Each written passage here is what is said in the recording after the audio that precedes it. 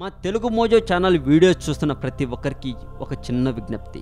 మా వీడియోస్ మీరు చూశాక మీకు నచ్చినట్లయితే మీ ఫ్రెండ్స్కి కూడా ఫేస్బుక్లో షేర్ చేయడం మాత్రం మర్చిపోకండి. మీతో పాటు మీ ఫ్రెండ్స్ కూడా కొత్త విషయాలు తెలుసుకోవాలని మా ఆశ.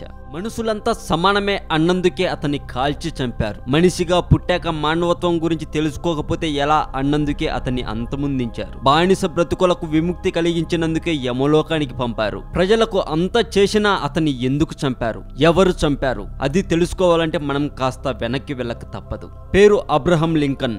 పుట్టింది ఫిబ్రవరి 12, 1809 యుఎస్లోని కెంటకీలో జన్మించాడు. ఇతని తండ్రి పేరు థామస్ లింకన్, తల్లి పేరు నాన్సీ. లింకన్ కు అప్పుడు 9 సంవత్సరాల వయసు.